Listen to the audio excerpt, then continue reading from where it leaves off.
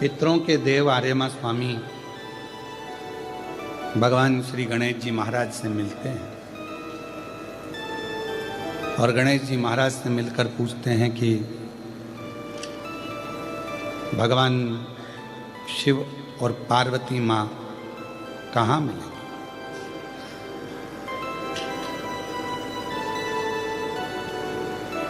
तब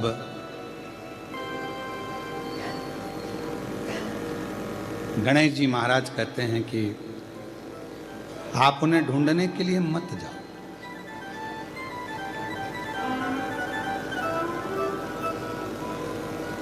आप ढूंढने क्यों जा रहे हो।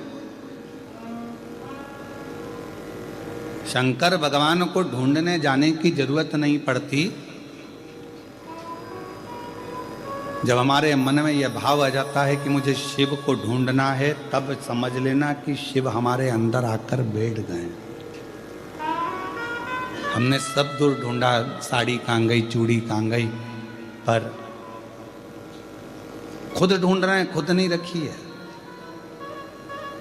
रोज कथा में से सुनते हैं कि भगवान देवाधिदेव महादेव हमारे हृदय में निवास करते हैं, शिव हमारे दिल में है, निर्मल मन सो मोहि पावा। जब भगवान हमारे मन में है, हृदय में है, तो हम उन्हें क्यों ढूंढें, कहाँ ढूंढें, क्यों जाएं ढूंढने। दिल में बैठा है, उसको अंदर ढूंढने का प्रयास करो। थोड़ी देर बैठकर श्री शिवाय नमस्तुभ्यं, थोड़ी देर बैठकर भगवान शंकर के मंत्र उच्चारण करो, नाम जपो।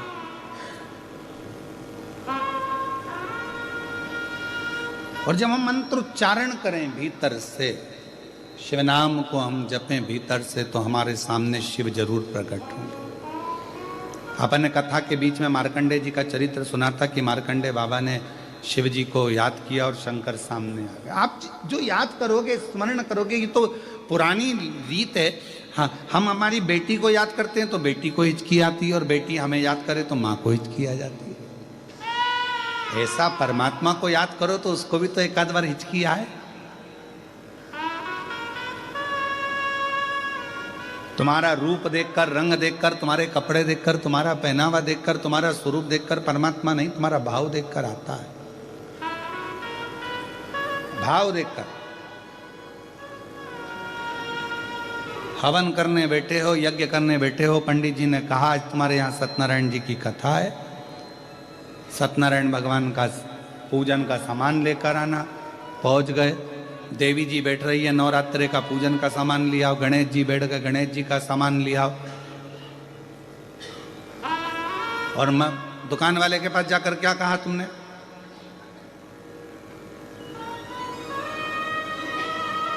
भैया 1 किलो घर का घी दे दो। दुकान वाले को भी मालूम है कि ये सत्यनारायण का पूजन का सामान चाहिए, तो सड़ी हुई खारक, सड़ी हुई बादाम,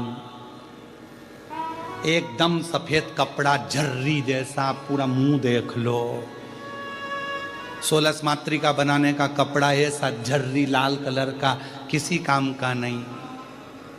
चावल भी ऐसे बांधे जिसमें घुनी घुन, गेहूं ऐसा बांधा, सिंगाड़े भी दिए सूखे वाले तो उसमें घुन भरे पड़े हैं।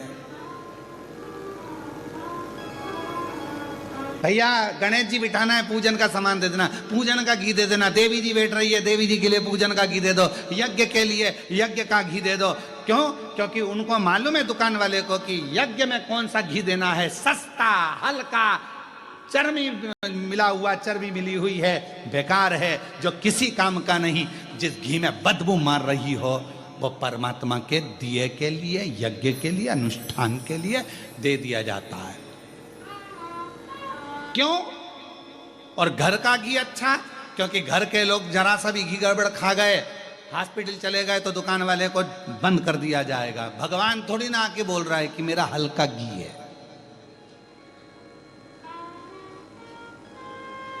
और फिर सिर पे पल्लू लेके श्री शिवाय नमस्तुभ्यम, श्री शिवाय नमस्तुभ्यम। शंकर जी सोचे 100 रुपए किलो वाली अम्मा घर ले गई 500 का, लाई मंदिर 100 का, शंकर जी पे मल रही और क्या कह रही, बाबा 25 लाख रुपए अटके पड़े हैं, कहीं से दिलवा दो। भगवान के 100 रुपए किलो के घी में तो मैं प्रसन्न होने वाला नहीं हूँ, तेरी बहू 500 में प्रसन्न हो जाए तो उससे मंगवा ले जा, मुझसे क्यों मंगवा ले। हमारी यही कथा लोगों को बुरी लगती है, बस अंतर इतना सा। अब इसमें कुछ बुरा लगने वाली बात है क्या? पर विवाद लोग इसी में छेड़ देते हैं। महाराज ऐसा बोल, कौन ने कहा तुम 100 रुपए का घी दो या 50 रुपए का घी दो या 500 का घी दो? शिव महापुराण तो कह रही है कुछ मत दो, दिल दो ना।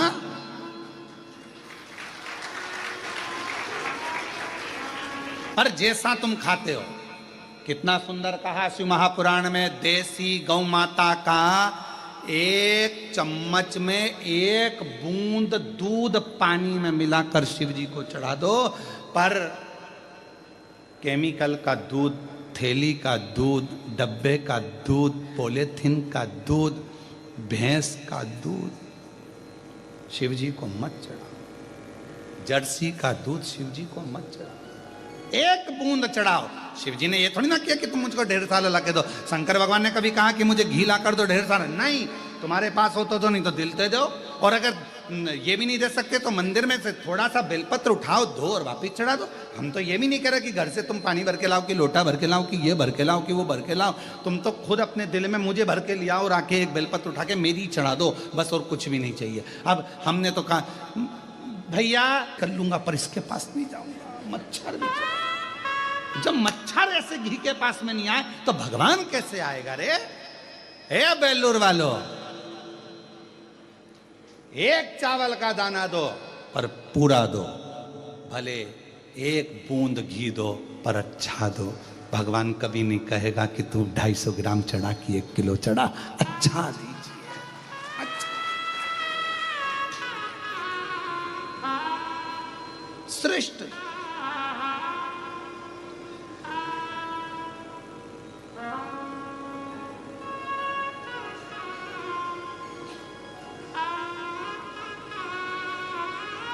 आज हम हमारे गुरुजी को केले से तोलेंगे और केले ऐसे लेके आए कि केले की लेला का पता ठिकाना नहीं मिला।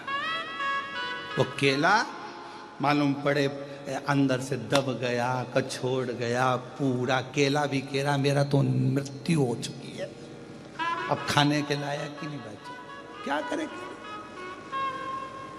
भगवान को चढ़ाया तो ऐसा चढ़ाया, क्या मतलब? नहीं लिखा हमारी पुराणों में, शास्त्रों में कि तुम 10 किलो चढ़ाओ कि 100 किलो चढ़ाओ। पूरी पुराण उठाकर देखना, शिव पुराण में कहीं लिखा हो कि भगवान कह रहे हैं या वेद व्यास जी लिख रहे हैं कि मुझे 10 किलो घी चढ़ाना, कि मुझे दही 1 किलो चढ़ाना, कि 50 किलो मुझे दूध चढ़ाना। कहीं शिव महापुराण के अंदर, लिंग पुराण में, स्कंद पुराण में, कूर्म पुराण में, भविष्य पुराण में, अग्नि पुराण में, पद्म पुराण में, ब्रह्म विवर्त पुराण में, नारद पुराण में, नर्मदा पुराण में, तुम कूर्म पुराण में जितनी पुराण उठाकर देखो, कहीं नहीं लिखा मिलेगा कि भगवान को 100 किलो दूध चढ़ाना कि 101 किलो दही चढ़ाना।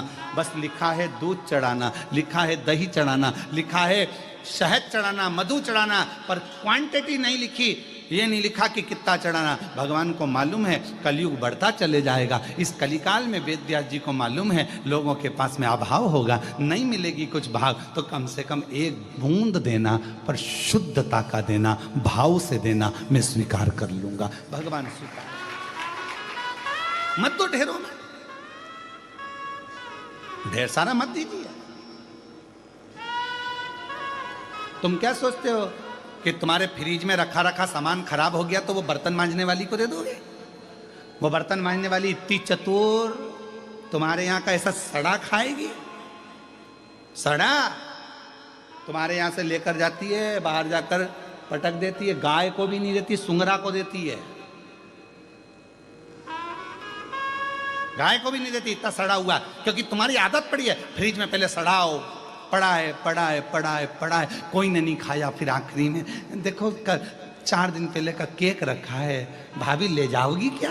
भाभी क्या? हाँ रख देना। उनने पन्नी में बांध के दिया, भाभी को मालूम है बदबू मार रहा, कौन मेरे बच्चों को खिला के बीमार करूंगी, ले जाके फेंक दिया। जितने तो तुम ऐसे नहीं जीते, उतने बर्तन वाली ऐसे जीती। और तुम क्या सोच के बैठे हो कि तुम उसको बेकार सब माल दे दोगे, खा लेगी ना, नहीं चाहिए उसको।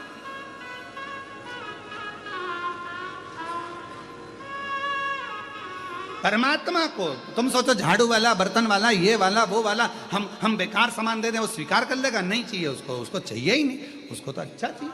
तुम दो एक, उसी तरह एक बूंद दूध, एक बूंद घी, एक बूंद शहद, एक गुड़ का दाना, शक्कर का दाना, एक बूंद भी दोगे स्वीकार करेगा। और शिव जी की कथा शिव पुराण कहती है, भले लोग हमारा कितना ही विरोध करें, पर इस व्यासपीठ से आज कहने में पीछे नहीं हटेंगे। कुछ भी नहीं है देने के लिए, तो अपना दिल परमात्मा को दे देना, पर नकली, गलत, बेकार भगवान को मत दो। भगवान को सड़ा गला बेकार बिल्कुल मत दो। उससे भगवान को ये लगता है कि हमारी निगाह में भगवान की भाव कितना है, कितना भाव, थोड़ा सा देर कर।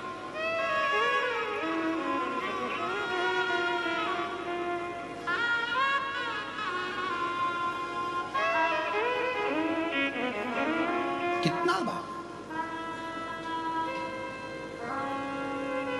कुबेरेश्वर धाम पर अभी तो जितनी गौ माता हैं हमारे यहाँ, गाय वो दूध नहीं देती हैं, दुधारी गाय नहीं है, क्योंकि ये सब इधर उधर की गाय हैं।